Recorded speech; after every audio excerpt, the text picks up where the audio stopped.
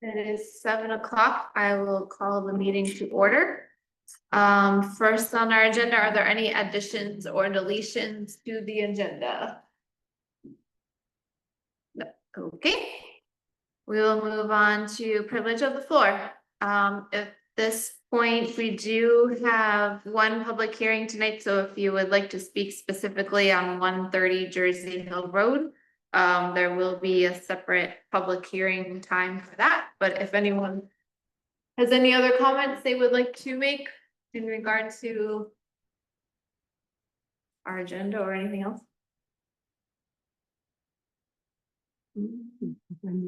Nope. Okay. Seeing none, we will move on to approval of the minutes from May 20th.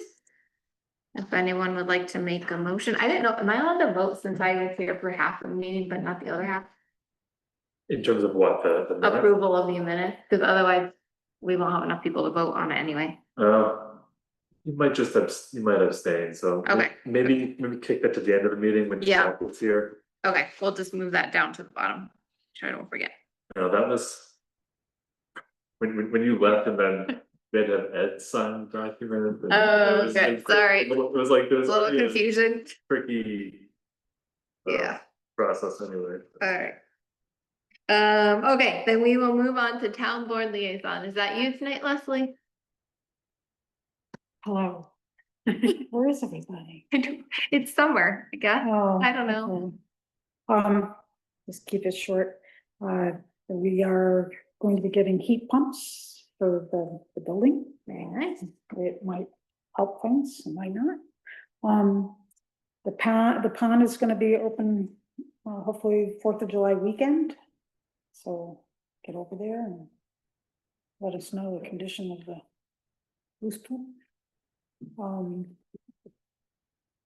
Hopefully we're going to be having a new effort with enforcement of code dealing with vacant and dilapidated buildings and certain property maintenance problems. So I don't know, as you're driving around, if you give feedback on things that you see, things that you think we should deal with, but hopefully that'll be, you'll see some action on that effort.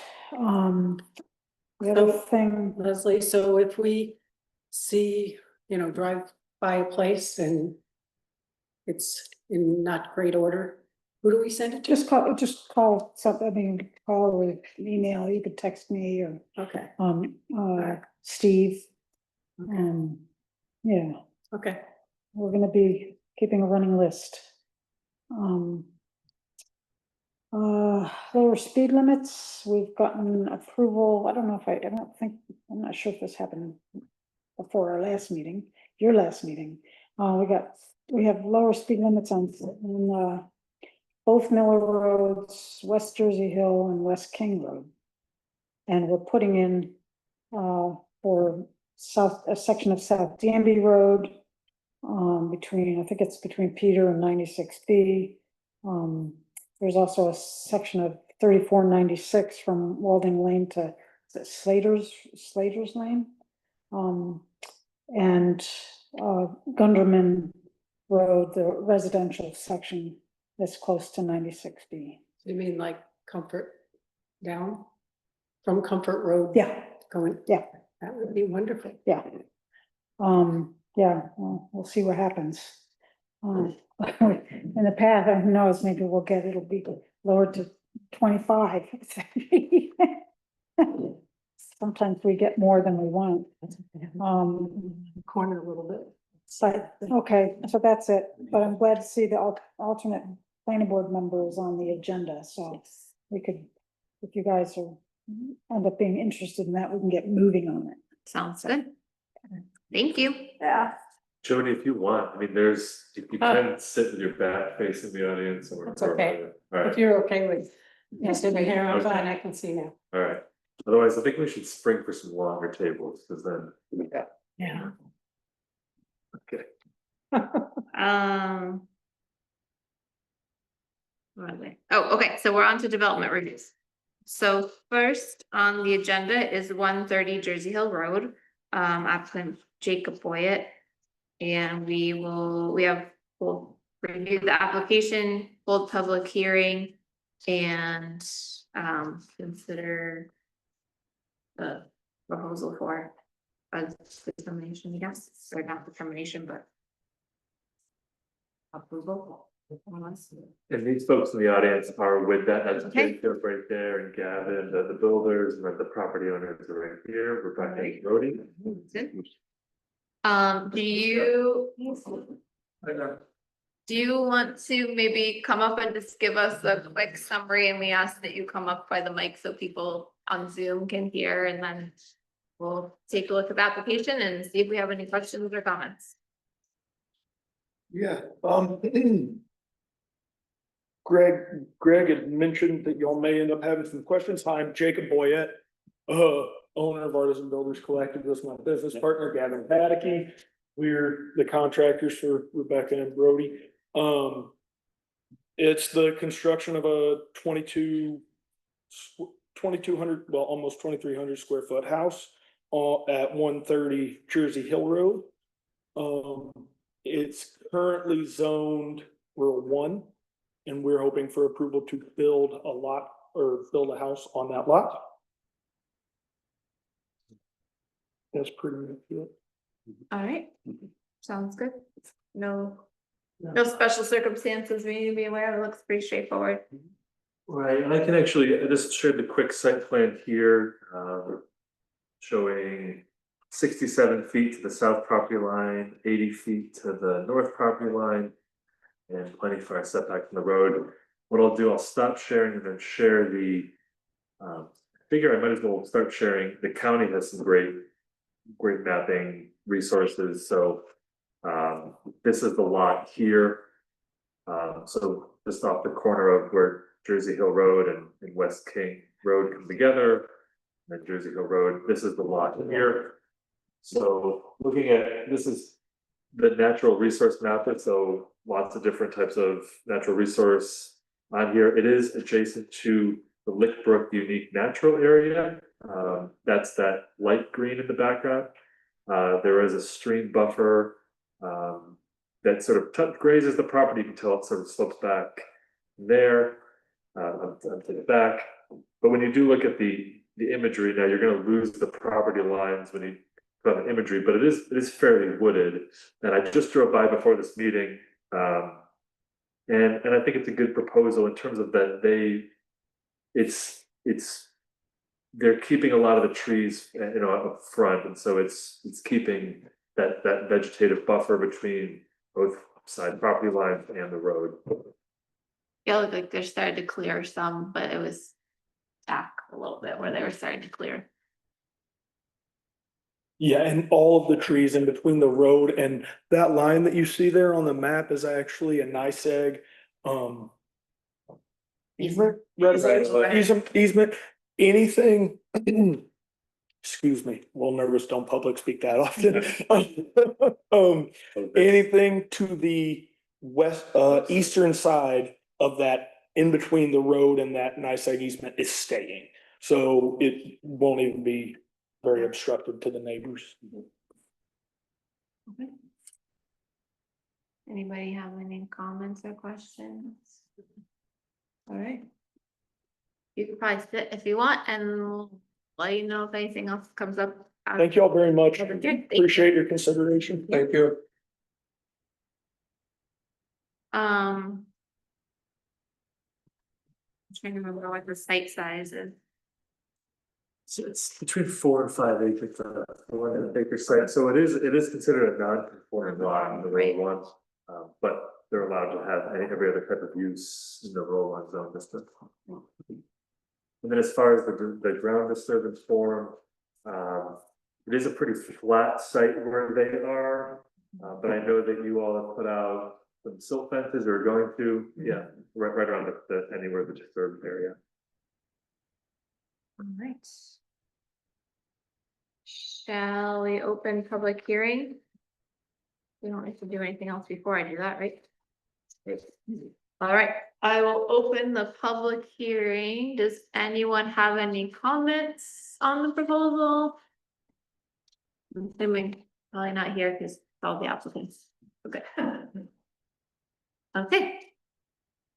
Seeing none, I always feel bad opening and closing in the same minute, but we'll close the public hearing. And we can move along. I don't think you had an actual Yeah, resolution, did you? Right. You did, okay. right.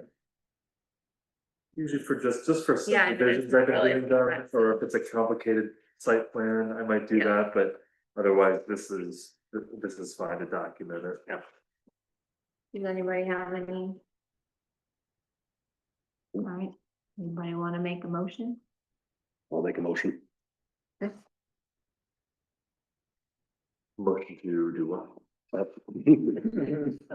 Approve. Approve. And then usually there's dark sky compliant lighting, that is a requirement of site plan review, and we going through that.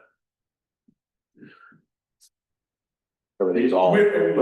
Yeah, it's, I meant to bring that It up. was as well. already Yeah, on. that's put you on. we were, at the time of design, I don't think it was where it had been noted on the plans, and we are all in, like, fully ready to comply. Yeah. Yeah, it's a pretty easy thing, it's just, if you Googled around on what dark sky compliant is, pretty much just downcast lighting. Yeah, So- it's the same in town. Okay. Be brighter down there. Yeah. Agreed. Okay, so there's a motion, Jacob, I'll second. okay, If we didn't get a second. we didn't get a second yet, thank you. Any discussion? No, I think we're good. Colbert, Yes. David, Yes. Brad, Yes. Nucci, Yes. and Meyer, yes. All right. You are set to go. Or you can stick around or take off, whichever you prefer. Thank you all so much. All right. Are you okay? yeah.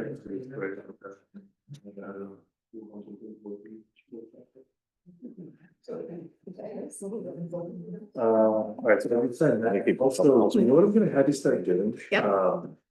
Well, we don't really see these site plans that often, but I wanna have you sign the site plan. So we'll Even do though it that. doesn't have the stamp thing. Yeah, Okay. I'll do that. Okay, I think sounds good, I can do yep, that at the end. Yes. Okay, next on our agenda is 64 Valley View Road. Applicant Ann Mitchell or Michael? Michelle. Michelle, thank you. We will Yep, she's- view the application. Determine if we want to declare lead agents, or we have to declare lead agency, I think, on this one. And determine environmental significance and then schedule public hearing. This is for the minor subdivision project. Which is the one that crosses the 3496 Right. road. It ends on what? Yeah, and do you want I'm, to? I'm here. Hi. Hi, everyone. Thanks for hearing this.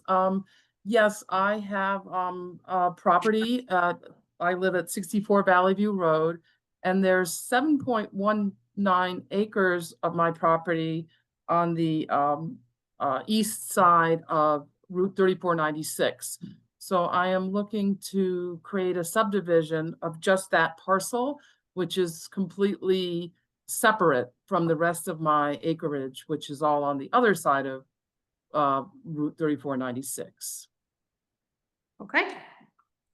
Seems pretty straightforward, and we're in Hamlet, there's no size restrictions, Correct. right, Yeah. okay.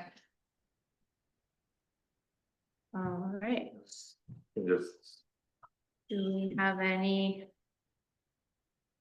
I'll just share questions this, or comments on this one?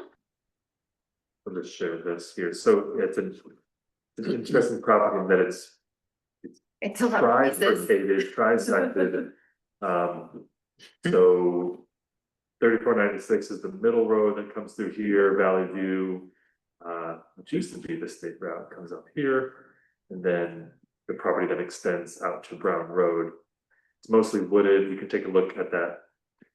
At the aerial again and look at it.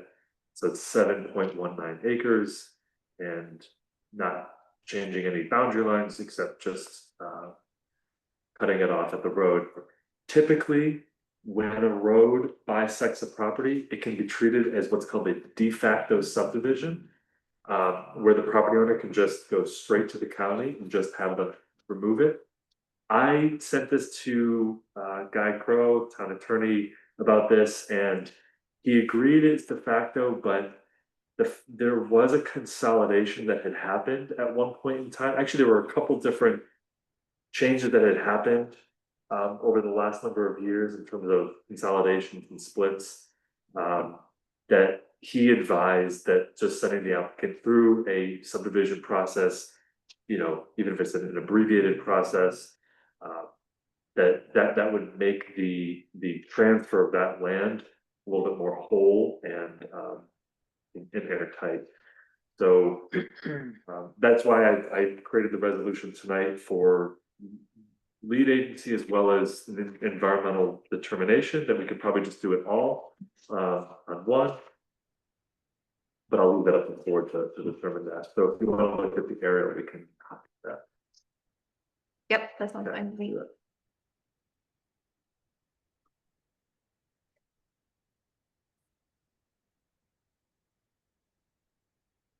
Yeah, some color paper for color printing. We don't have color printing. Oh, how did I get color?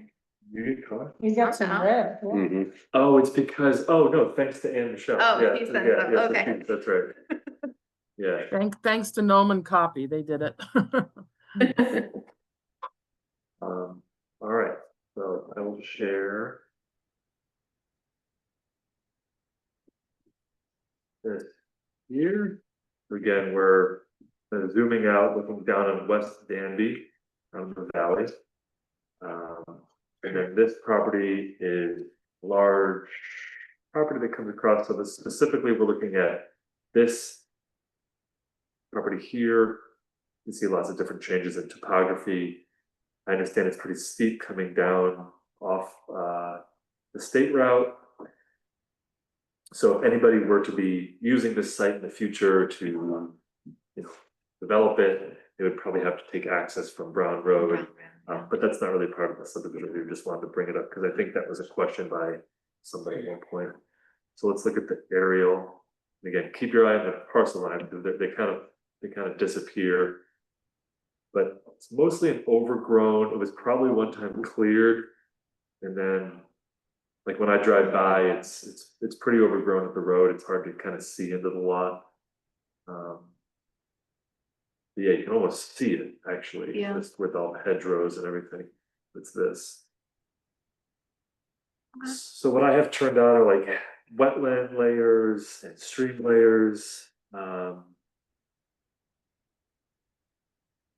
Yes, there's no kind of interesting unique feature in that regard. The one thing that did get checked on the environmental assessment form was the northern harrier. Yeah, we came across that before. Yeah, so if you saw in the, I don't think I printed it off for everyone, but the DEC did respond. So Anne wrote to the DEC to ask about that, was being impact to the harrier from this proposal. And they wrote back and said, no, not through a subdivision. But if the property were to be developed in the future, we might take a look at that again. Greg, how did that get linked to the Northern Harrier? Is that some In there. masts were sighted there? No, it's just through, Or the Northern Harrier goes down that creek valley or something? possibly, it's, the reason why it came up Uh-huh. is just by the act of going through the state's With the environmental state. resource mapper, and when So- you click on the parcel and it generates the report that kind of auto checks a couple of the boxes that we always see. Yeah, It checked the box of, we can take a look at it, but that, no, don't go into it. So that told me, yeah, that answers my question, basically. yeah. I think they It were wasn't- nesting or something, because I remember when we did the other one that was Oh. over, that was on. I think between the two, the old state road and the new state road, it came up when we did Okay. that too. And then that gets kind of cataloged with the state database, and then you run it, it just kicks that out. Yeah, yeah, Okay, that's cool. Yeah, and something, I mean, yeah, well, Cindy, you were, not to bring you, but you were looking up the Northern Heritage today, and it's not, you said it's least concern or something? the lowest. Yeah. In terms of endangered. Yeah, losing habitat, that's the problem. Yeah. So that's why it's on the list. Sure. They need fields, open fields. So it's not, the DEC said it's not gonna, the subdivision won't impact that. If the property does get developed, just so you all know, right, if somebody wants to put in a house. They're not going to be coming back to the planning board, it would be through me, Right. so at that time, I might be able to say. We need to get the DEC's determination. On that. It could also, the planning board could also. Look at conditioning the approval of the subdivision as requiring. That determination to be formalized through any development approval, just laying out options of how it could go. It shouldn't impact the subdivision, it's kind of the bottom line. Right. Right. Any other questions, comments? so this is again more academic, I'll be brief. So what would be the maximum number? Because that's in the Hamlet neighborhood. So somebody could conceivably come in and put in several residences, could apply for a subdivision.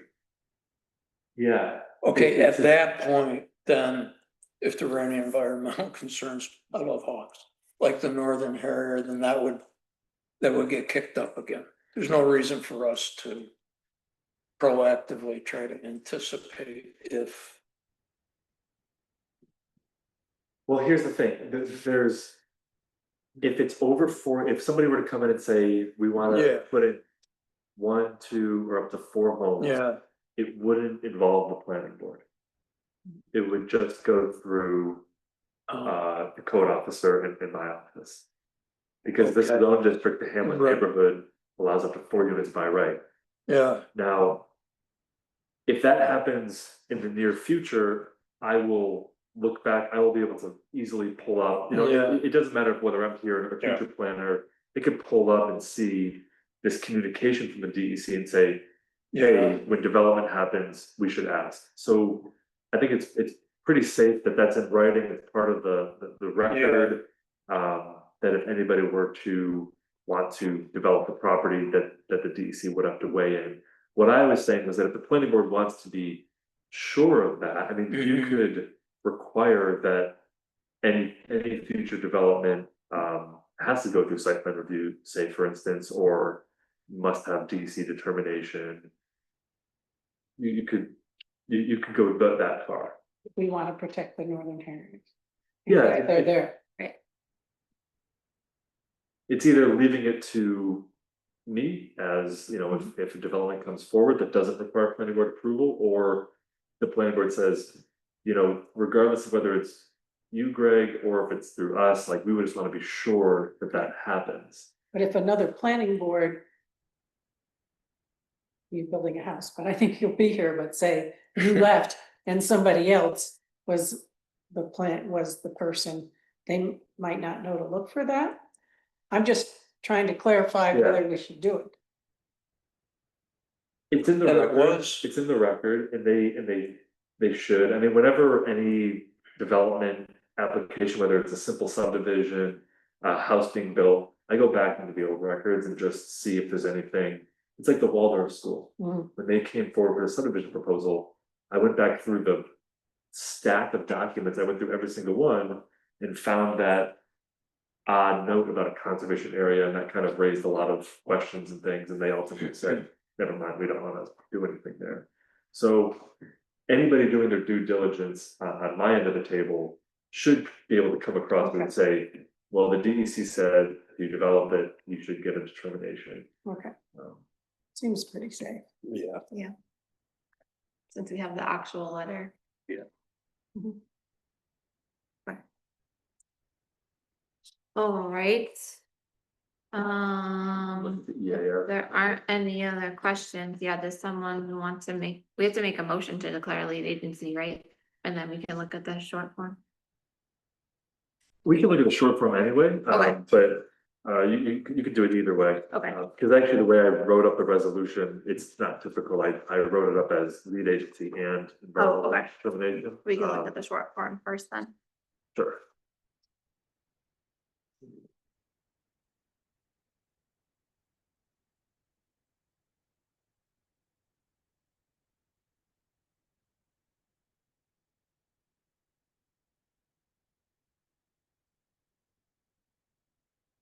Okay. So.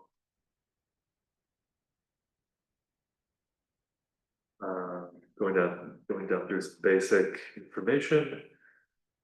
Total acreage of the site of the proposed action is the acreage of the new lot, 7.19 acres. No acreage will be disturbed. This number and that number don't match. Oh.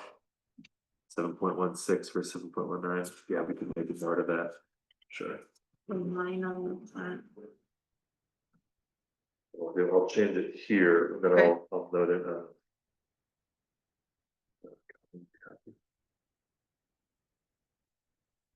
Sorry. Okay. We've got a red pen, That's my work pen. all right.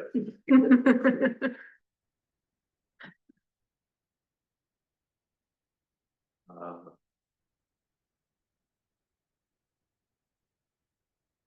Doesn't say contractors know, but they're not here.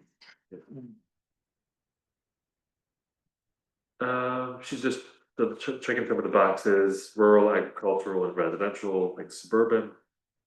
She has a hobby farm, excuse me, horses. Yes, the permitted use is under the zoning regulations. Consistent with the adopted comprehensive plan. Is the proposed action consistent with the predominant character of the existing golden rental landscape? You could say yes, because there's lots of different sized lots in that area. No critical environmental area. Subdivision won't result in increased traffic or public transportation services are not nearby. There's no pedestrian or bicycle routes also nearby. 9, 10, 11 could all be not applicable, and put down no, but they really don't apply for a subdivision. For that.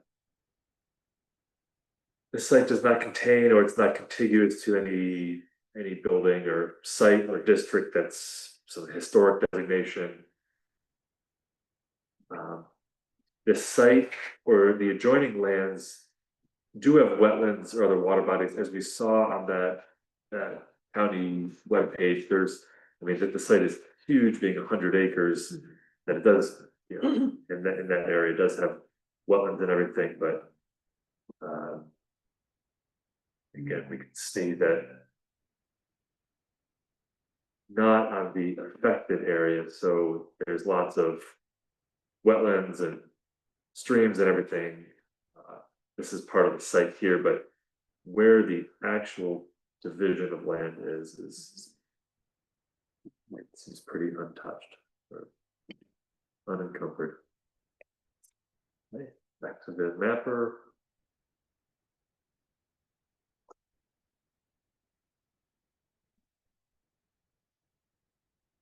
So yeah, the proposed action would not encroach into any of those wetlands or water bodies. And then this is, let's see. Typical habitat that's on the site: ag land, grassland, early mid successional, seems pretty accurate. And then this is where the northern hair is. So this got number 15. This one gets automatically checked. So, and when filling out this form didn't check this. This was just brought up as a function of the state database. Is the project not in the floodplain? No stormwater discharge from 29 point sources. The proposed action will not include activities that will result in the impoundment of water or other liquids, and no, for the rest of that. It's not near a solid waste management facility, or the site is not subject to remediation. So with that, that's why my recommendation is that it's, won't have an environmental impact.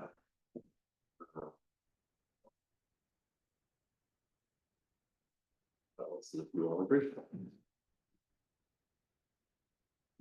Any comments or changes? No, okay.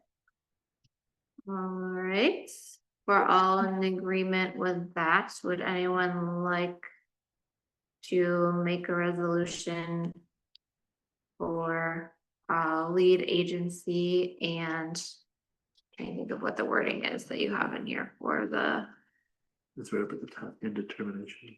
yeah, and determination as a, what is it, when it's low impact, I guess, or we're not, it's not, because it's not part two.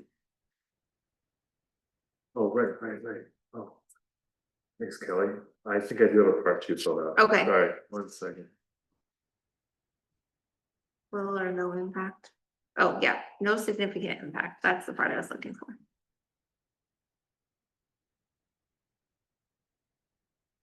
Yes, I do have a part two.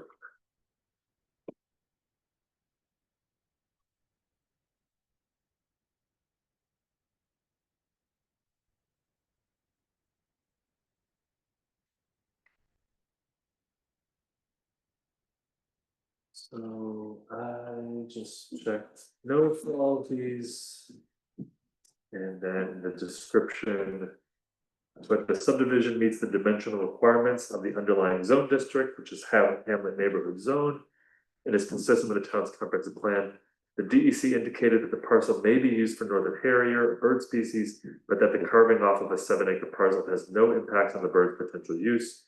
No development is proposed with this application, and any new development will be subject to further environmental review. That sounds like it covers us under. Yeah, really. So if anybody wants to move that resolution that they have in their packets. Modify it. I will move the. It's pretty much, it's the text in unresolved, right? Mm-hmm. Yeah, I'll move that. I'm not gonna read it. I'll second.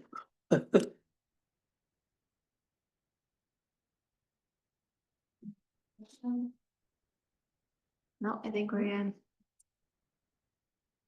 Over. Yes. David. Yes. Ryder. Yes. Benucci. Yes. Meyer. Yes. And then I will make a motion to schedule public hearings for the next, or make it determined. I forget how that, we have to make the motion, right? We can just say we're gonna do it. Either one. Okay. I'll make a motion if somebody wants a second. Do it. I'll second it. Okay. You're fine. Take your time.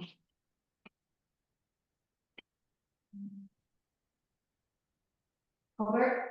Yes. Davis. Yes. Bradley. Yes. Benucci. Yes. Yes. So Anne, public hearing is scheduled for next meeting, July 15th. It's about as early as it could be. Do you think you'll have your survey by then? I hope so. TJ Miller said that they completed the field work and that they just had office work remaining, and I'll check in with them tomorrow to get an update and advise them that we really need to have it by well before that date. Okay, great. And they should be sure to put the Danby approval block on the survey plan. I'll email you with that language, but they certainly should have it. They do Okay. most. It's just All right. the language that says approved by the planning board and then it gets signed by the chair. Okay. Great. We'll plan to see you next month at July 15th. All right. Well, thank you all so much. I appreciate it. Thank you. Have a good night. Thanks. Okay, next development on the agenda is 11562 Coddington Road.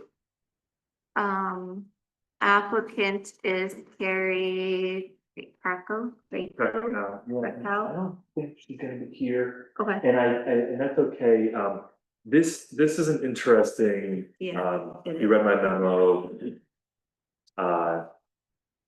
Typically, when landowners just want to swap land with each other, they just want to buy an acre or whatever, it's called a land annexation. And it can go right through, it's the only approval in the subdivision or subdivision law that I can do, that the zoning officer can do. So it looked like a straightforward land annexation, pretty typical one, but both properties are in the rural one zone district and they require 10 acres. So already without the land swap, they're already considered non-conforming lots.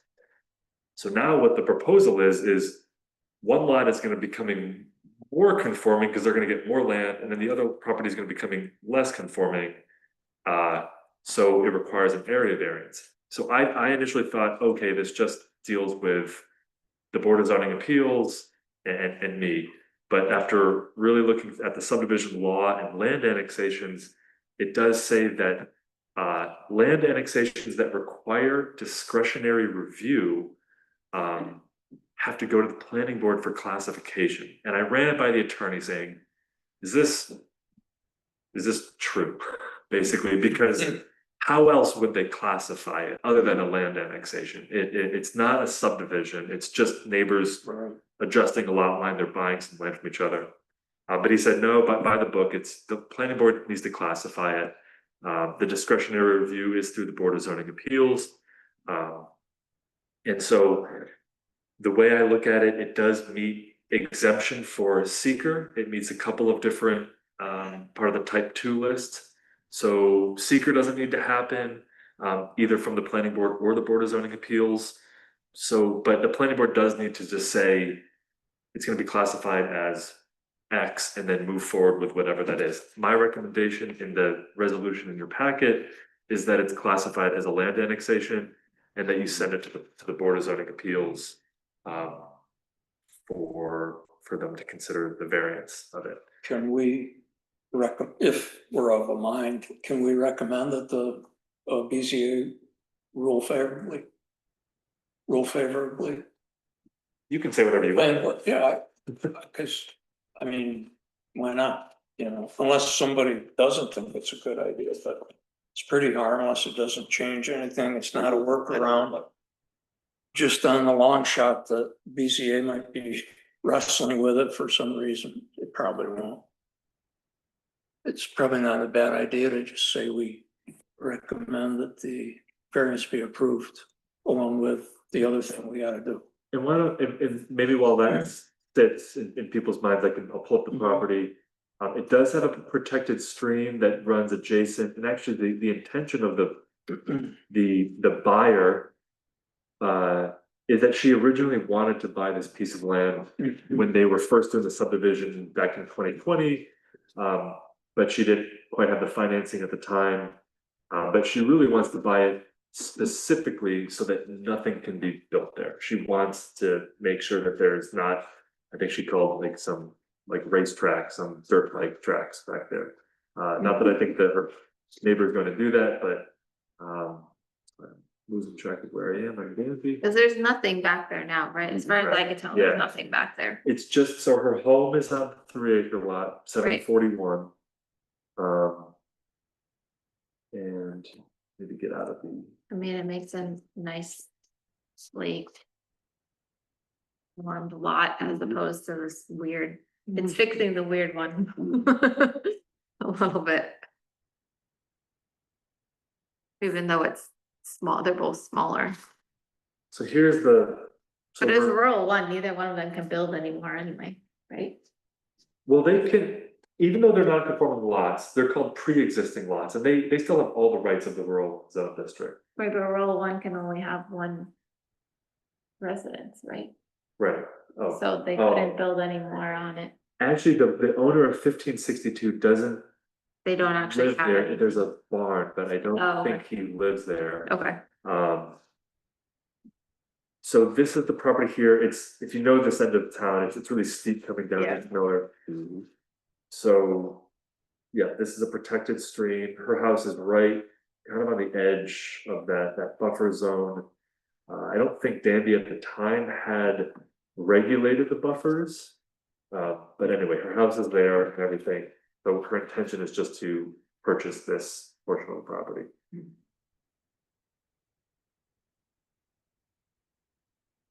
So if you agree with me that it's a land annexation.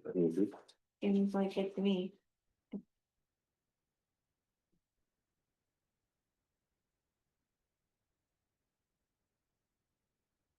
Questions?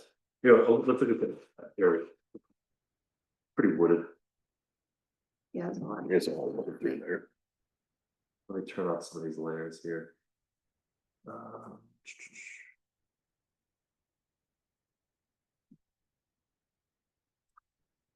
Yeah.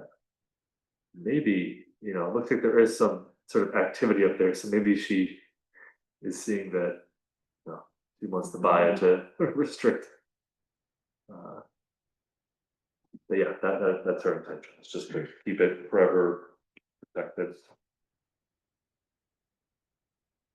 At least as long as she owns it. As long as she owns it, yeah, you're right, It is so steep through there. It is Yeah. really steep. yeah. I know that area pretty well. Well, there's somebody in the waiting room. Oh, thanks, Cindy. Any questions? No. Okay, So, I think the way it's written now. It's just referring it to the zoning board. Did you, Scott, want to make a recommendation to, Sure. uh, That have the- them also? Very simple, that the BZA rule Okay. on the Anybody? annexation. so you want to Object amend, to adding that to the resolution? so this guy, you're making a motion to.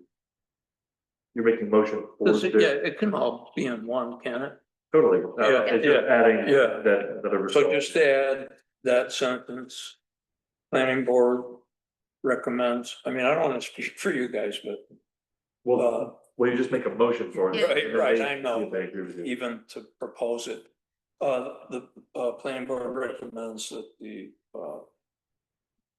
BZA rule favorably on whatever proposed action annexation.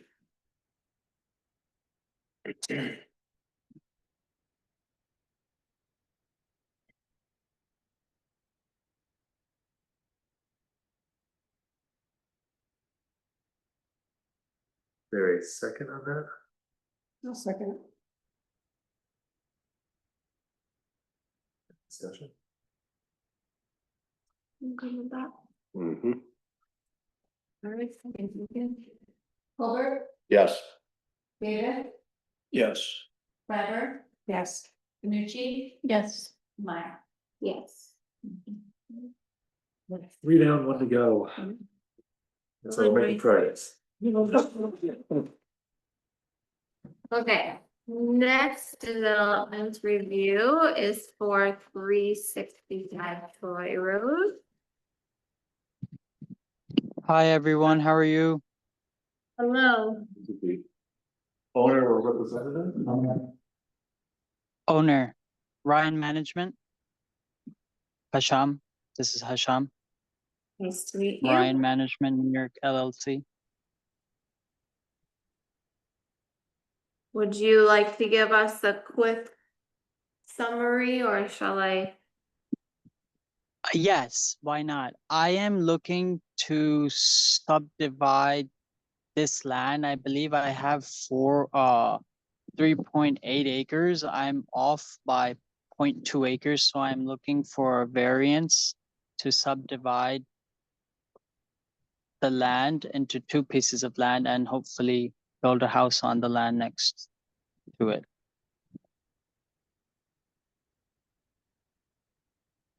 So this is I don't know how often you all have seen this, this will be my first one with planning board here, but a a subdivision that needs an area variance, kind of a little combination between the planning board and BZA, kind of a multi-step process.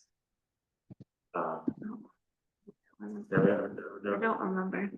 So this property is in the, and I'll pull up the this handy application that we've been using. Good. Property in the low density residential zone district that requires minimum of 2 acres per lot. And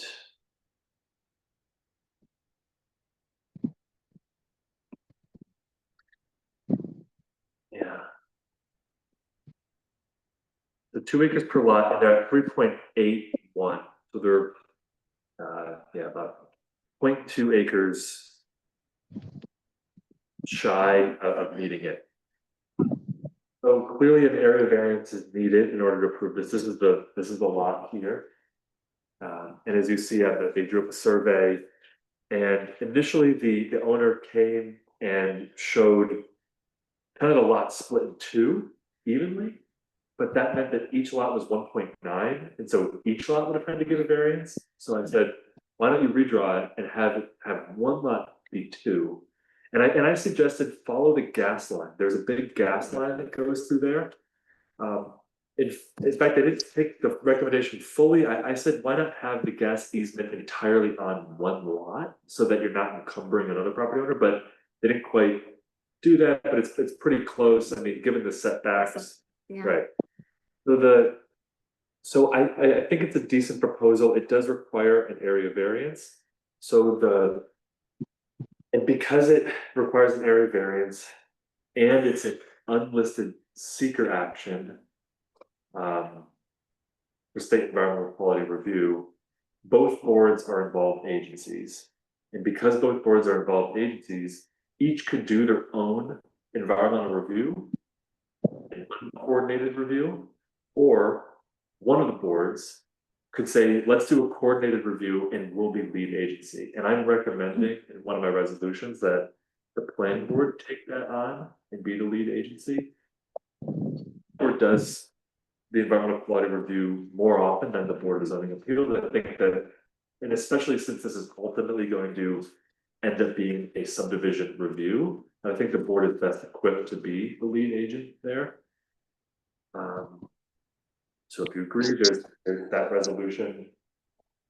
So we're today looking at declaring, if we choose, declaring lead agency, It's actually spending, reviewing this, and then sending it to BZA, or saying that we will be, we agree to be lead agency without declaring, and send it Right. to them to get their buy-in. correct. Okay. Yeah, so whenever there's multiple agencies, you have to give 30 days notice of your Okay. intent.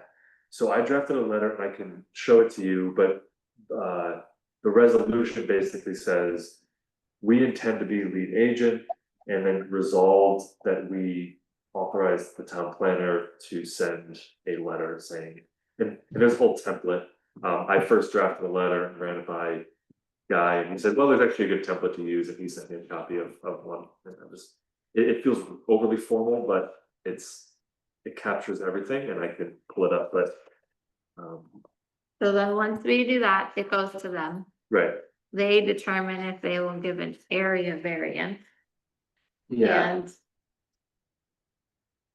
I get whatever the word is, waive the right to lead agency, I guess, and give it to us. right. And then it comes back to us. Assuming they do approve the area variance, it comes back to us for review as the subdivision. They actually won't be able to approve the area variance until seeker is done. Okay. Okay, so next meeting with us would be doing seeker. Right. Then their next meeting, they would approve, and then we would come back and then do the subdivision. If all If goes- everybody yeah, agrees on yeah, everything, yes. yeah, okay, So okay. it'll be about 3 It would be meetings. like 3 or 4 month It's process. I let them Yeah. know it's probably going to be a 3-month process. Yeah, it's actually a little bit of a way that planning board meets on the third Tuesday and BZA meets on the fourth Tuesday. It's a little bit of, because of that reality that it's gonna take a little bit longer, I mean, versus if boards were staggered a little bit differently, but that's just what it is. There was more time in between. Right, right. So they are going next week to the Board of Zoning Appeals to be reviewed. No action is gonna be taken, they're just gonna review it. But then the Board of Zoning Appeals is required by state law to ask for a written recommendation from the planning board. So you don't have to do that yet, because you haven't been formally asked. I thought it was kind of silly to wait for that formal ask. I initially wrote this memo and said, please provide a recommendation to the Board of Zoning Appeals, and guy said, no, actually, you have to wait till the BZA asks for that. Oh, we have to wait for them, that's not okay. I know. You know, do you have to or not? You could weigh in now, what you think, certainly, I think that might help the Board of Zoning Appeals next week, if you wanna, especially since Earl is online, the chair for that. You could talk about what you think of the subdivision request and, you know, informally what you think, but, a written recommendation will come at the July meeting. And then that'll be sent to the Board of Zoning Appeals following meeting. Process. Mhm. Okay, anybody else have questions on the process? Do you have all Well- the environmental layers on? Oh, Right now? no, it's.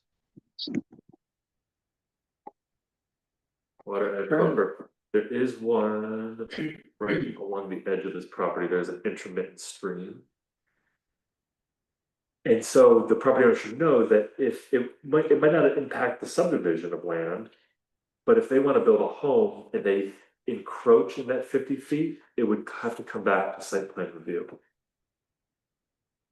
But otherwise, once we subdivide, they wouldn't have to come back for site plan review, If they were to, because it's low density.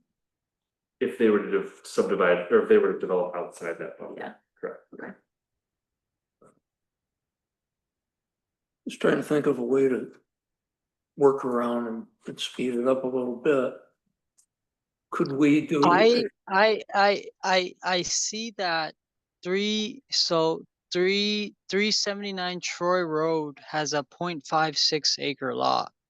315 Troy Road has a 1 acre lot, and they're almost right next to each other. And 315 Troy Road is a pretty big 2016 square foot raised ranch. 379 is more smaller. It's a 900 square foot with a 0.56. And then there is 369 Troy Road, which is a 2000 square foot raised ranch with a 1.25 acre lot. So there is precedent there in the immediate area to like the variance. So I believe that the one lot would have, you said 1.81, right? And that is more than 1.25 and 0.56. And like, I guess the 1 acre that is already existing there. I know that if there is any issues with like water or any wetlands, the DEC would have to get involved, and I would just have to do 100-foot setback. I do know that I know this is a lengthy process, and I want to thank the board for trying to make this shorter, but I think this is going to be one of those weird ones that it's just going to have to take some while. But with your patience and my patience, I think that it will be pushed through. But again, if there's something faster that we can do, I'm all ears. So it's consistent with the neighborhood, Yeah, but it's still, these were already constructed before we changed this. Yeah. actually, do you wanna see a cool little graphic that I put together today? There's more for the Board of Zoning Appeals, but I had some time, so I thought it was. So whenever the BZA looks at an application, they do take in consistency with the neighborhood, so I often do some little. So I did a little lot size analysis, and it is interesting. That a lot of the that actually half of the lots on this section of Troy Road are all less than 2 acres. Conforming. Are not, well, yeah, Or are they- you're right, yeah. So I color coded these, so all the yellow are less than 2 acres. Orange is 2 to 4 acres, and the maroon is greater than 4 acres. So we have 1, 2, 3, 4, 5, 6, 7, 8 properties on Troy Road in the section that are less than 2. Here's the subject property right here in blue. And yeah, even going further down past Nelson, they're all less than 2. These are all the low density residential zone districts. You might be wondering what, all the white around it is non-low density residential parcels. They're the rural 1, rural 2, things like that. So I thought this was a decent graphic for at least the BZA to have. Is showing there is precedent here. It's not just some random outlying proposal. Nice job. Mhm. Yeah, that's why you get paid the big bucks. This is No, this is professional, man. I don't think even engineers can do something better than this. tell me about it. You're right into your next, your next. We got to give you a Christmas bonus. Motion. Doesn't work like that in the public sector. No. So right now, in terms of like what the formal steps are, there's really not much. It's just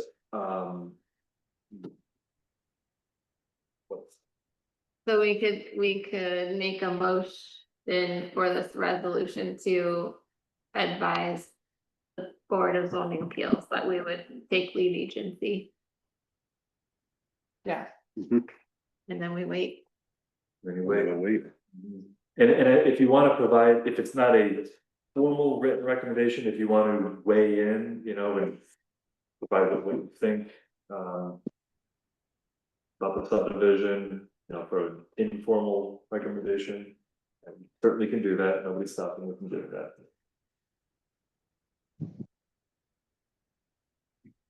Yeah, back to your resolution. I'll make a motion. For the resolution, I'll second. that in coordination will be lead agency.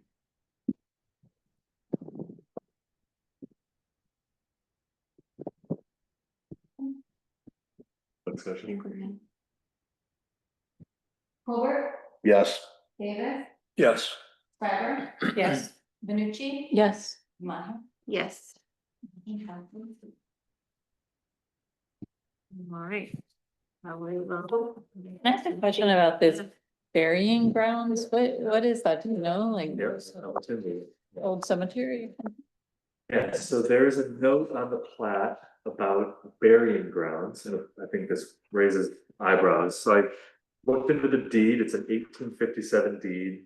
I can pull it up, but it looks like it's not something aboriginal or pre-colonial or anything like that. It looks like it talks about graves, and so it's probably an old family plot. Okay. It's odd that it's like right on the water. Yeah. It must be seasonal water. I don't know. Sure. And they're actually gravestones or there's? No, the surveyor didn't find any, but, let me see.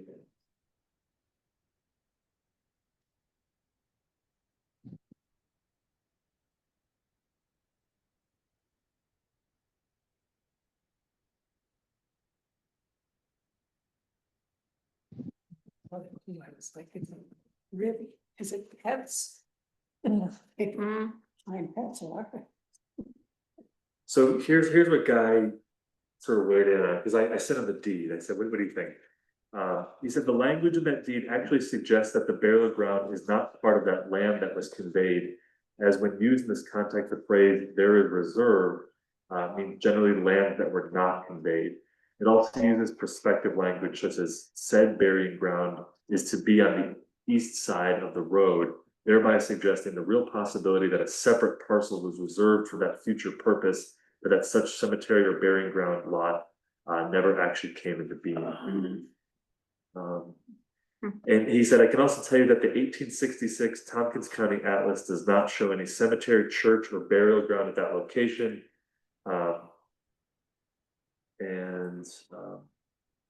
In some, you'd also need a little more title work to know one way or the other.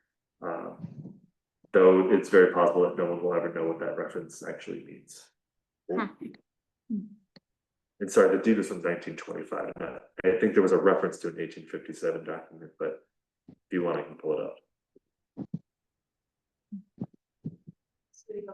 Yep. Okay.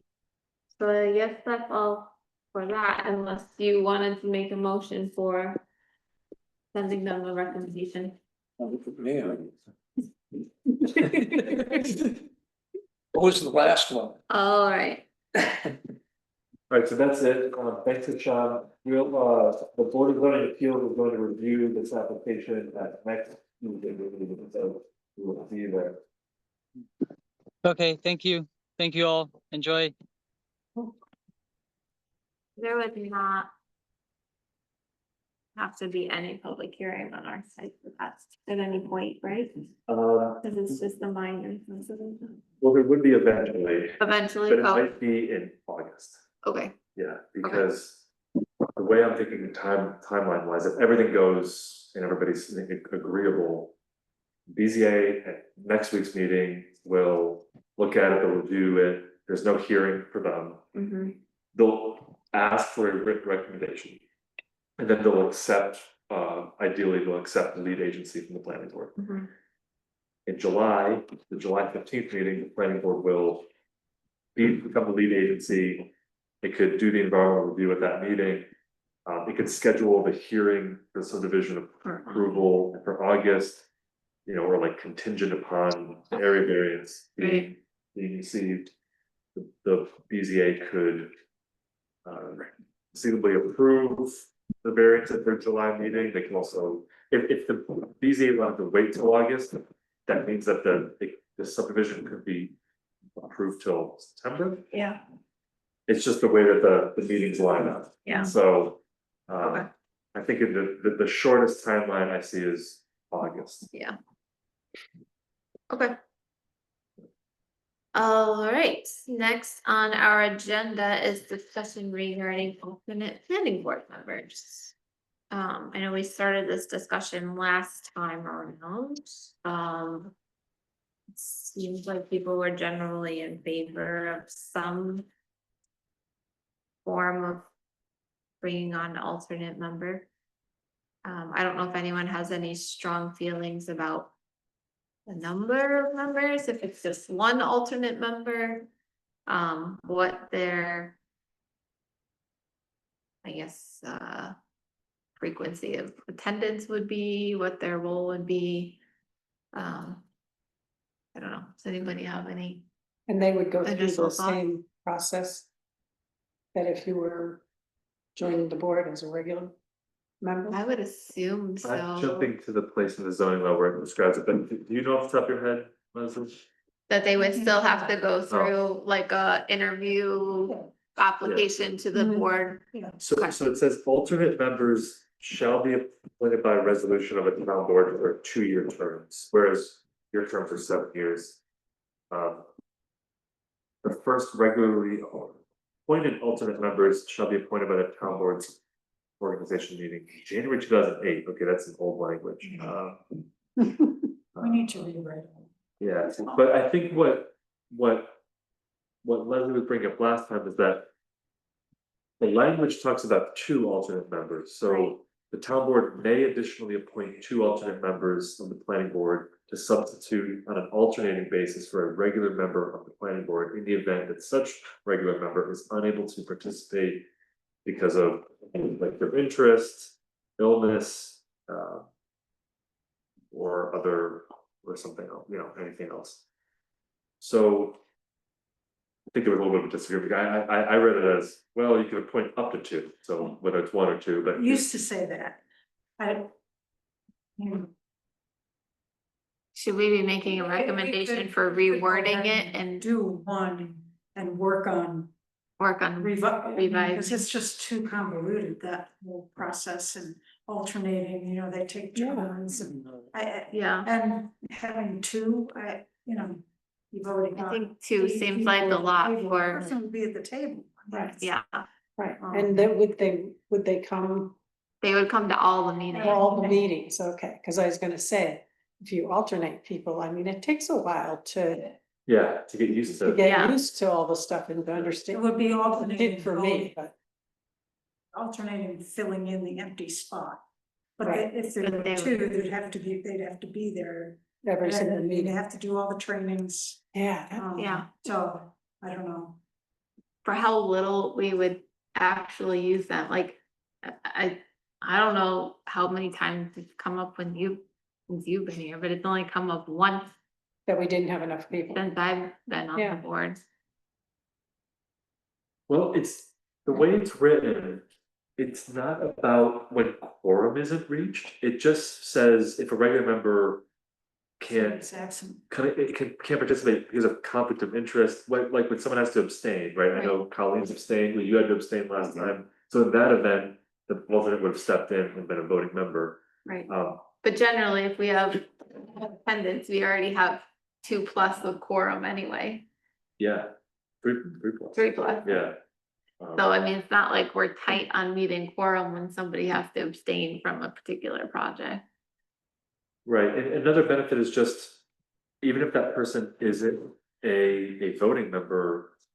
They also could be still looked as a colleague planning board as, hey, what do you think? Yeah.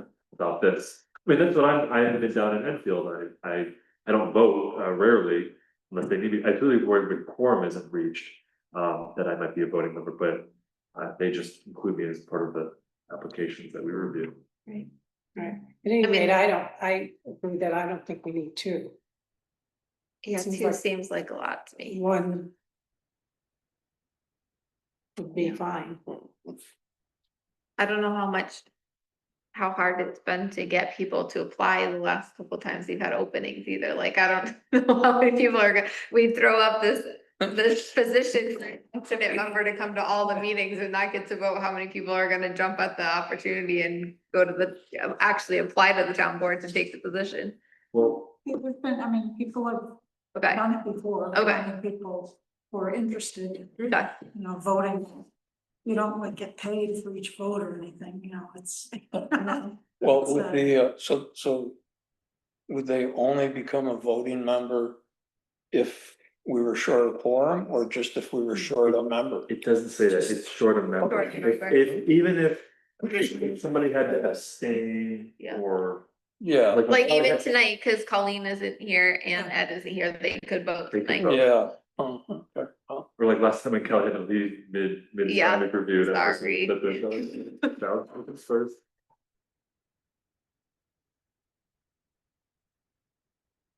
So the thoughts of, I'm hearing the one is you're supporting 1. And I guess that would automatically get rid of the alternate basis, that would make some. Yeah. Which seems Until we weird get to rid of me. it officially. Right, yeah, So that's a pretty simple text change and. Yeah.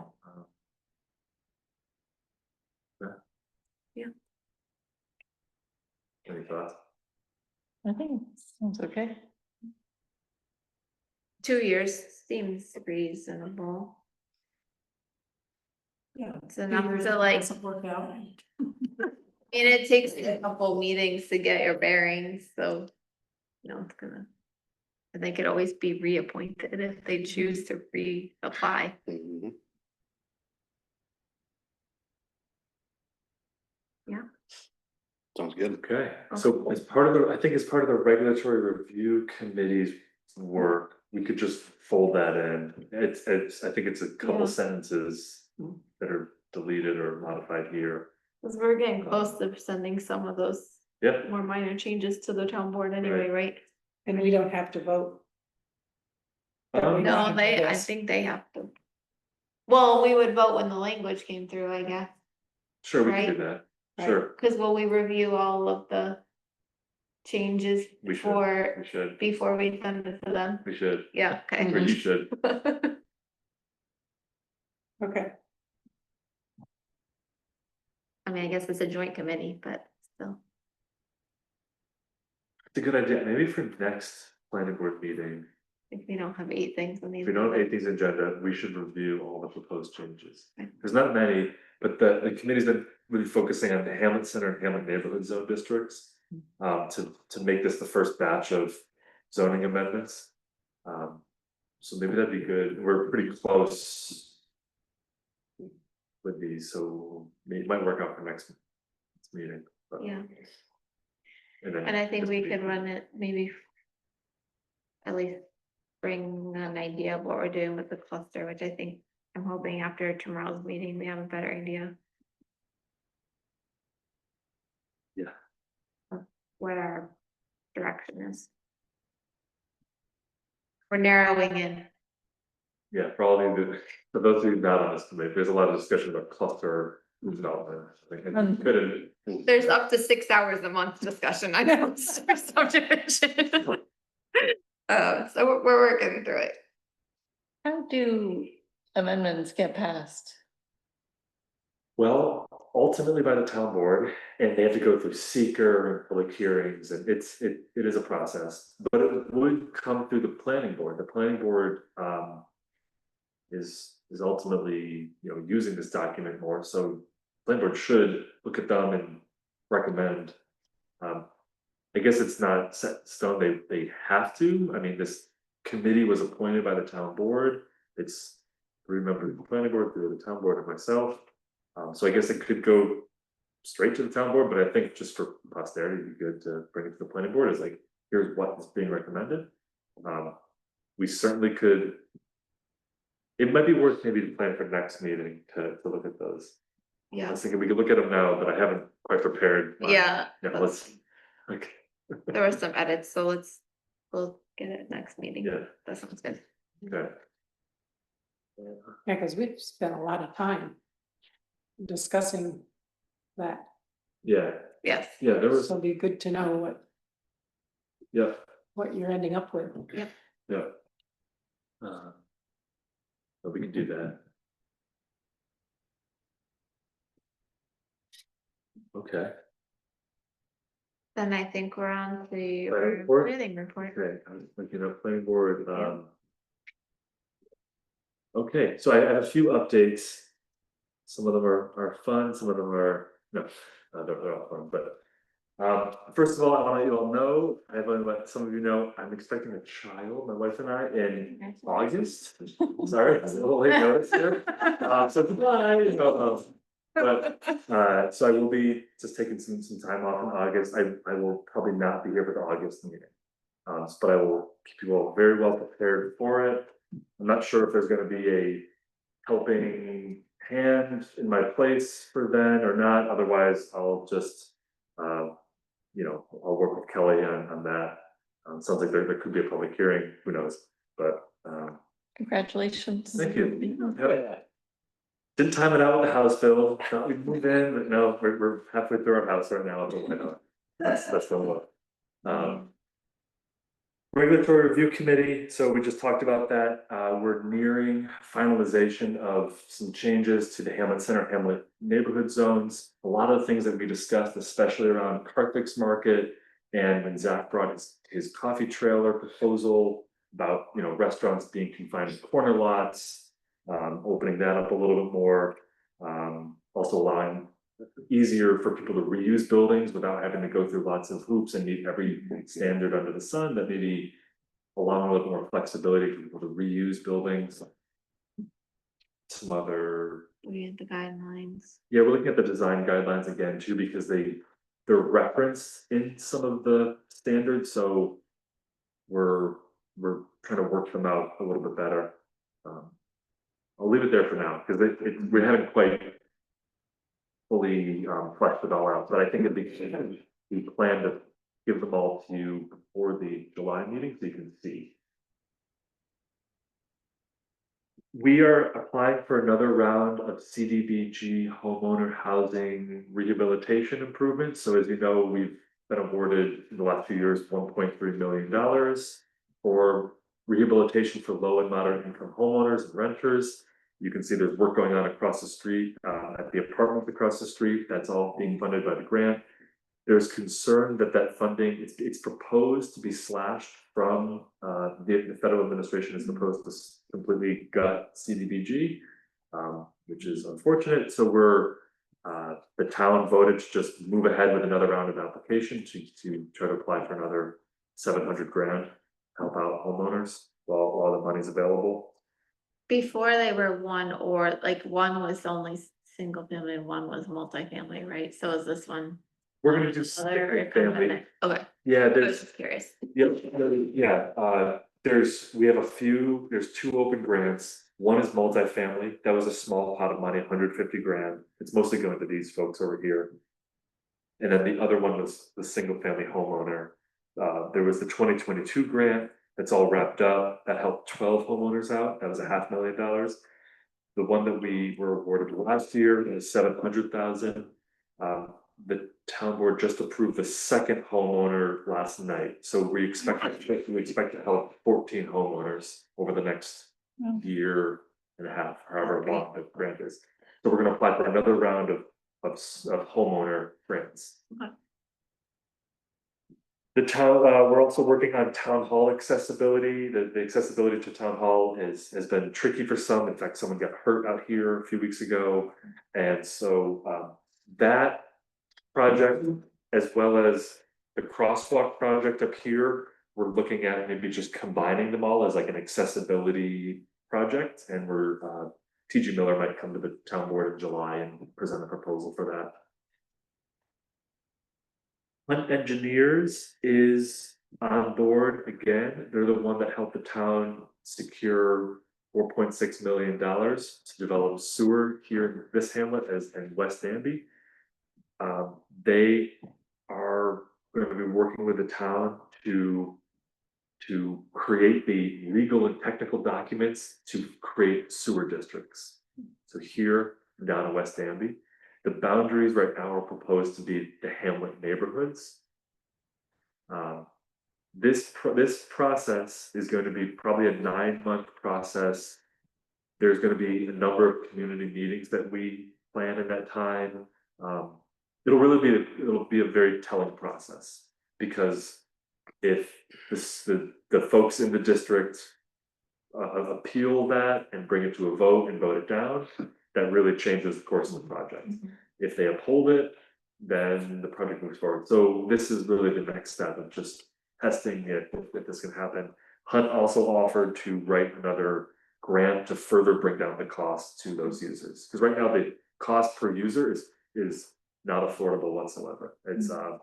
It's nobody would want to be burdened with all that. So the idea is to pile on grants and bring the cost per user down. Or is that the cost for maintenance or the cost for construction per user? All of it. Well, the cost for construction, no, I'm sorry, we're working on the cost for construction. The recent grant was for 75% of the. Okay, so they would have to pick up and that's what you're referring to. Right, so yeah. And that's just too much, Yeah. Okay. And then, right, in terms of operation and ongoing maintenance, that's another step of the process, and I know we talked about that, about some realities around that. Yeah, it's gonna be fun. We'll look to you. Yeah. I know you're a water operator, we'd like to look to you for that. Also, remember the Rise Up farm community on Hornbrook? Mm-hmm. So they're going to come back in July. I met with them yesterday and their large consultant team. And they have a proposal. I'm happy to, if you want, we could look at it right now. Same site. Same site.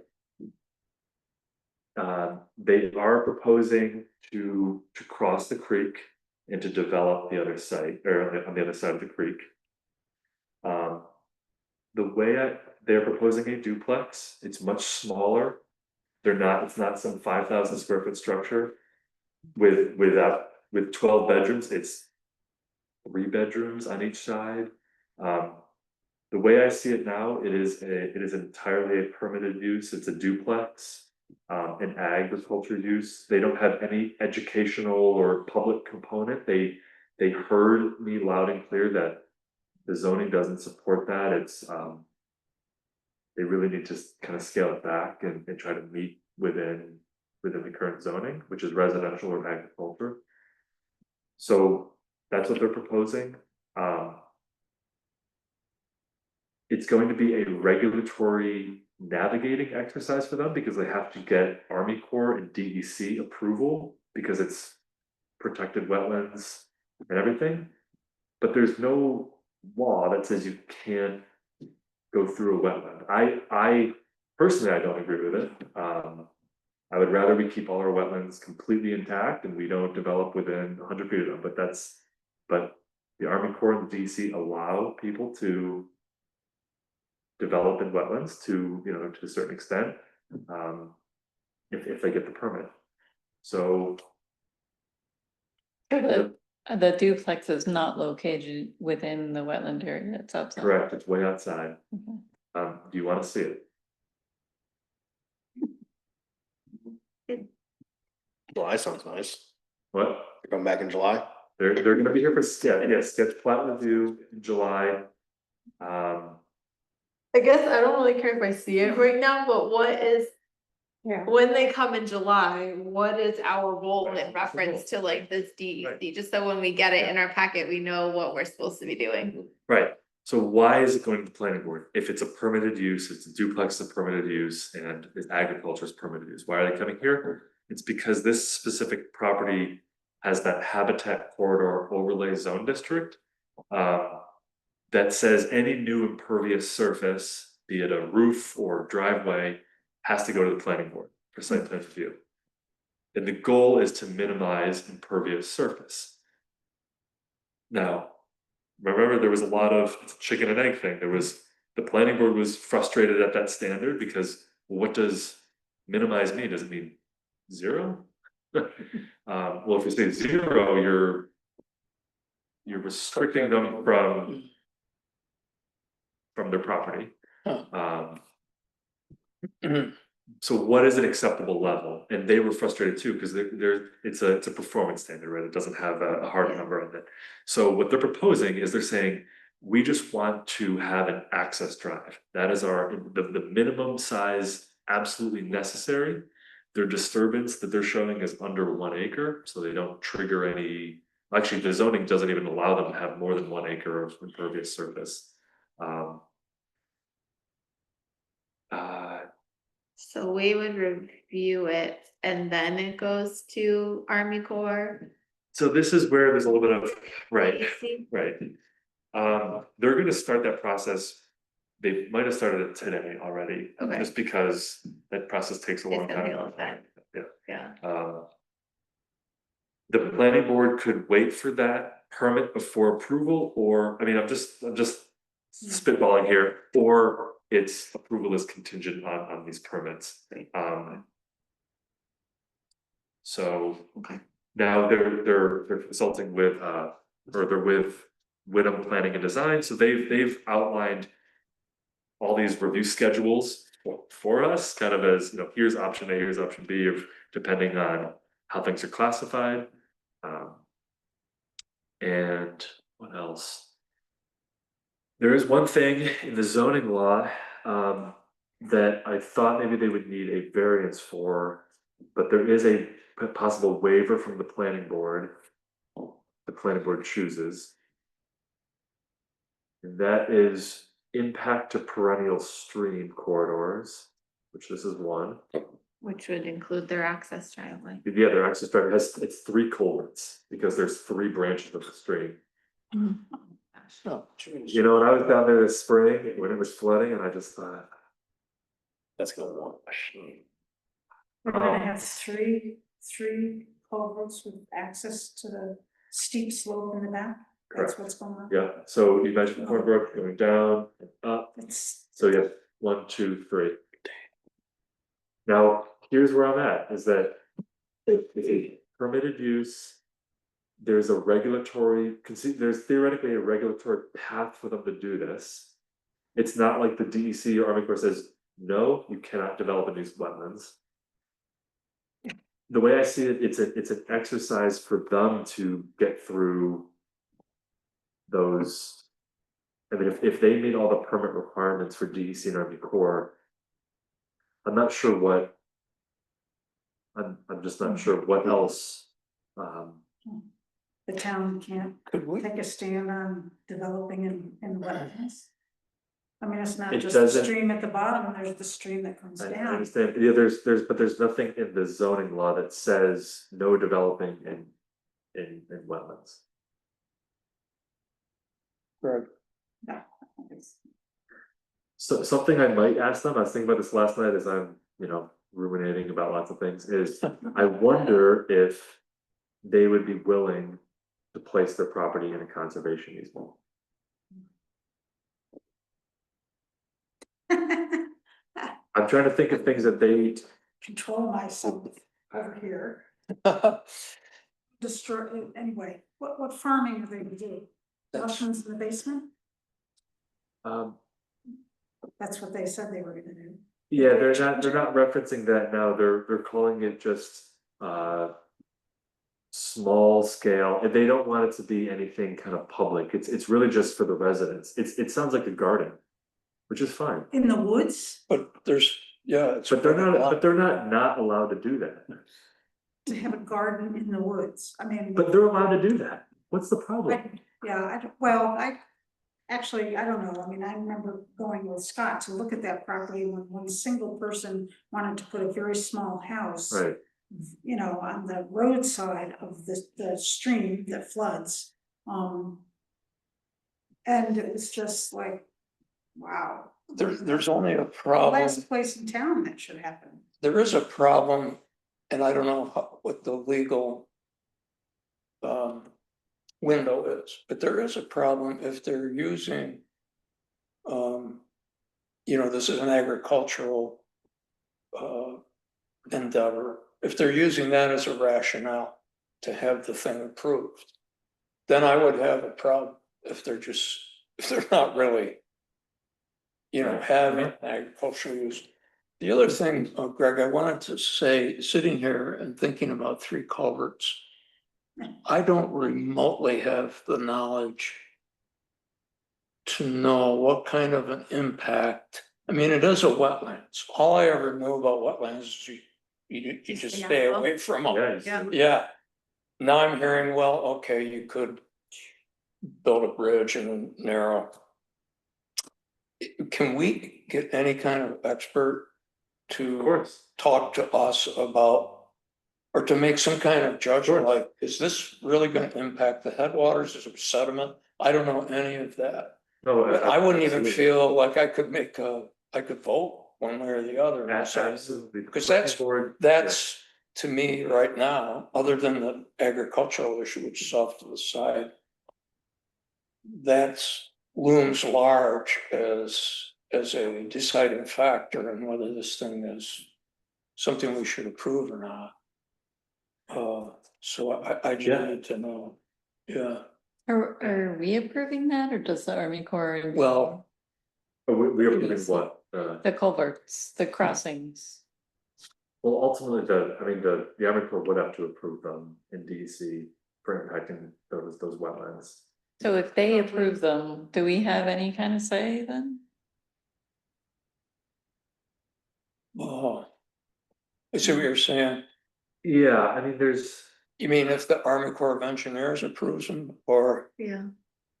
does the Army Corps Or of the Engineers DEC. come in and make a specific approval or disapproval, or does approval by the Army Corps of Engineers mean that you have. it to- can happen sometimes? Yeah, That So- was my understanding, but that they wouldn't necessarily say anytime, that it could happen. Is that how you understand it, or?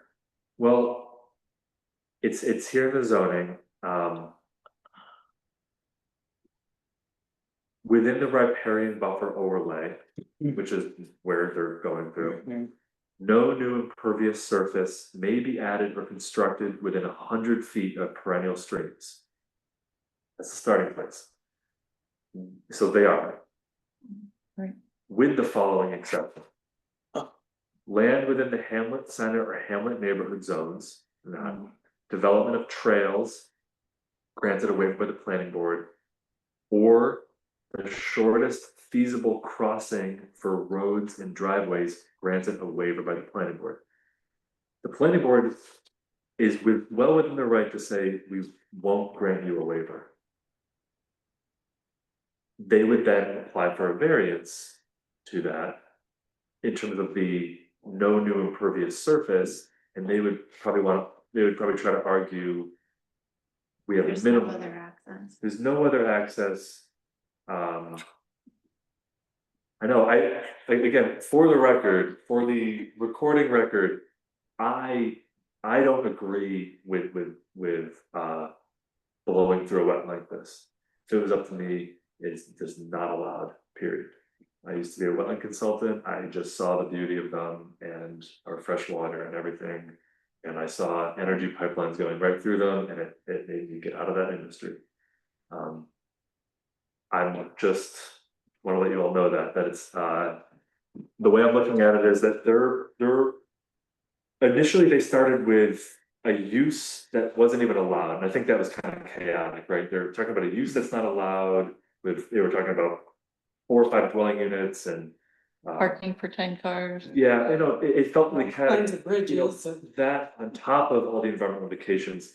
Now they've read the room that the town is not going to entertain any zoning change or anything like any waivers to that effect. So it's really, they need to stick within whatever's allowed by right. They did all the wetland delineations and found they can't develop close to Hornbrook because it's all wetland, like I told them it was, but I'm not in the wetland delineation world anymore, so they didn't take my word, but so their only option, besides selling the land, is to look at this back part of the property. They talked to both neighboring property owners, the Knouts, Jeremy, who is actually in my office today, who even offered to buy the property from them at our meeting right here. And I looked at Kristen and was like, there's your out, do it. But they wanted to develop this property. They have a vision. And I talked to the Ulinskis. I walked the property with the Ulinskis out to from Nelson out to this property and said, I almost pleaded with them as like, they are going to build a bridge, but like they're going to put this thing through. They have a very expensive consulting team and they are very good at raising funds. And so I was kind of asking, like almost on behalf of Krista's team, to grant them an access, from Nelson. Because I knew that if that didn't happen, of course, it's within their right as a property, like, no, we don't want that. And then that's what they said, we don't want that. They said, I know that they're gonna come back with a proposal for a bridge. Here they are. 3 bridges. Yeah, 3 culverts. They know about the property that's for sale next to Waldorf, a farm. With how much money they must have dumped into this project already, I can't even imagine. Fundraising, what are they fundraising for? These are just houses now, supposedly, right? But you'd have to ask them, I don't wanna speak for them, but a lot of their grants that they get are about rehoming people of color and indigenous populations and bringing people back to the land. So that's who's going to be living in that. Yeah, they're partnering with the guy at Kahono. They have, one of their partners is Michelle Seneca, she's with the Cayuga Nation. And so their project is about bringing indigenous people and giving them homes back on their traditional land. So it's a extremely noble cause, and I'm just like, It's the it's worst awkward property because site it's a you really could have terrible picked. property, and they chose it because it was, price, the price was right. But they didn't do their due diligence, and David West, I have emails, he warned them, like basically saying, please do not move forward with this, please, like you're not gonna have an easy time There's plenty of other places in town that you could have your vision. So, How many acres is on the other side of? well, I don't know, but it's a 14-acre site. And I Okay, mean, they're showing a postage stamp of a development area. okay. The bridge is not proposed, I mean, that's a lot of disruption. So they're showing one, like no more, it's less than 1 acre of disturbance. They're doing that because they don't, once you trigger a full acre, then you go through other stormwater controls and actually it's not even allowed by the zoning. You can't have more than 1 acre of impervious surface. I'm not gonna get too upset over this.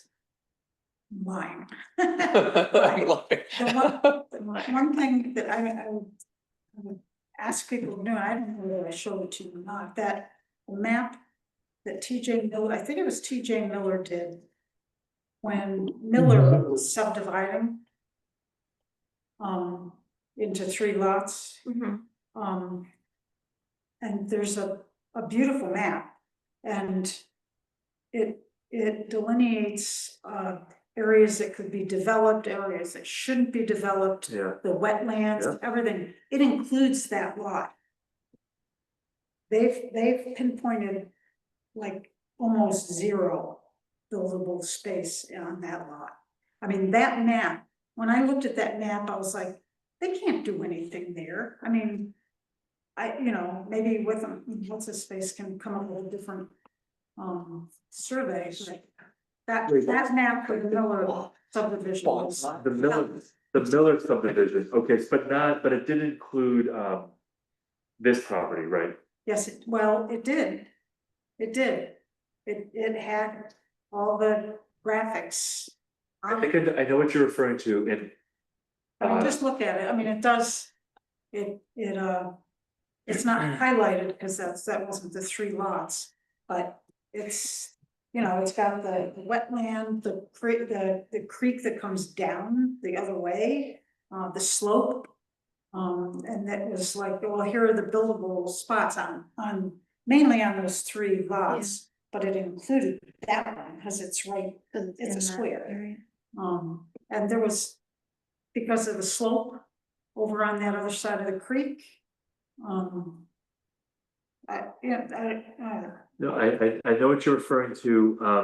I don't think it included this property, but they did show it. Does. I mean, In terms of like the wetlands and everything, Yeah. of course, yeah, but that property. The planning board conditioned that part of the property, this is the property to the west on Hornbrook, to say no build. I think the justification there is that they have access from Miller Road. And so it's very easy to say, you can't build down here, it's very clear, it's unbuildable. But because you have access to Miller Road, I think that would be really difficult for the planning board to say you can't develop this property, period. to get an idea. I'll pull it up right now. To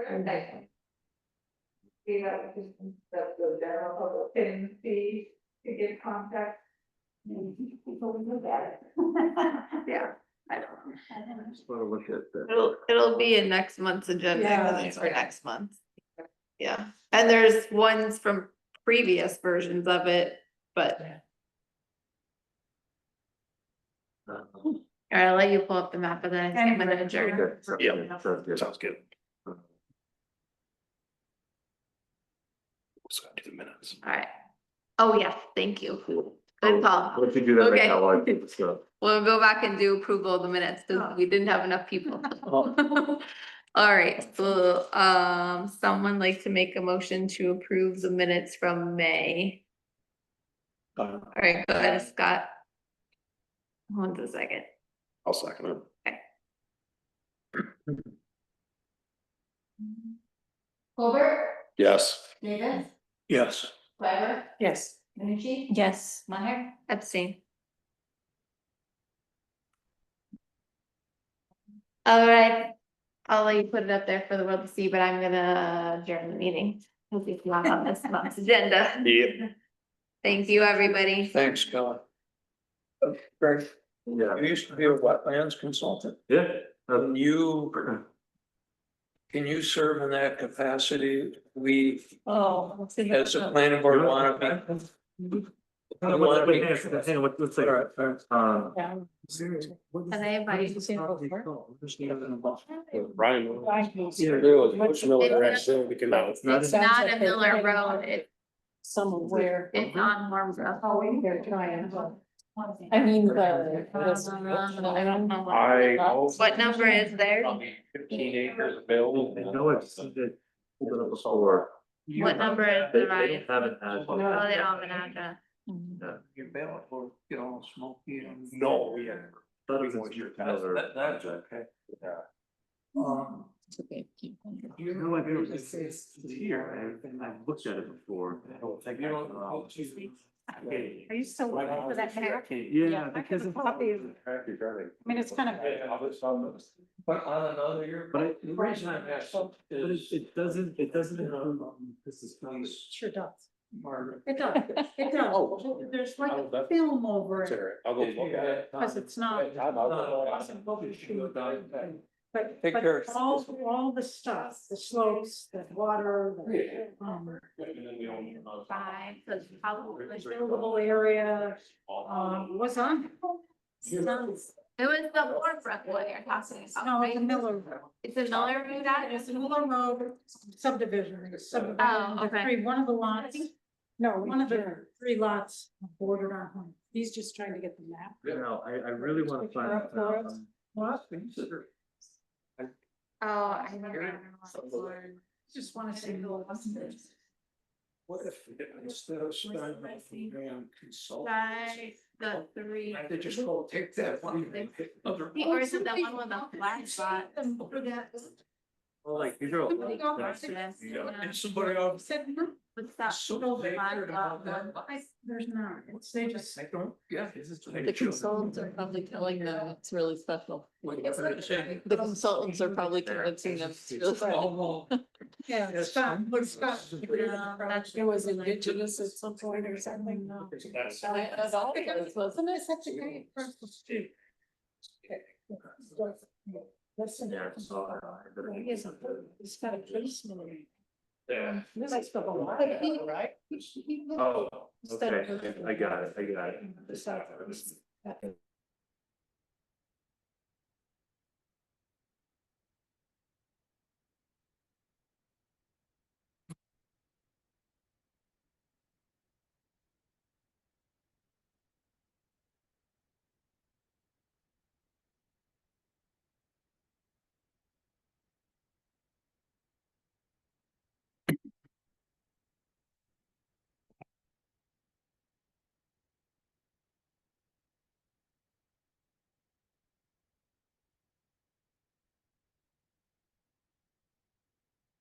You muted yourself though, Greg.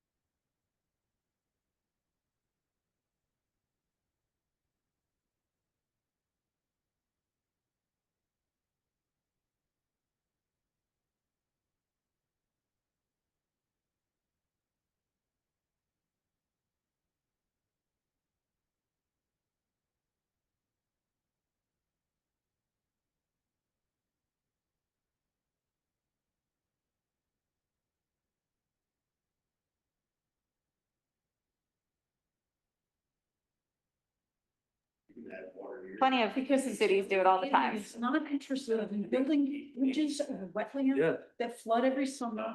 And we're gonna put the building that you've broke down so that you can fit it in there is on a steep slope.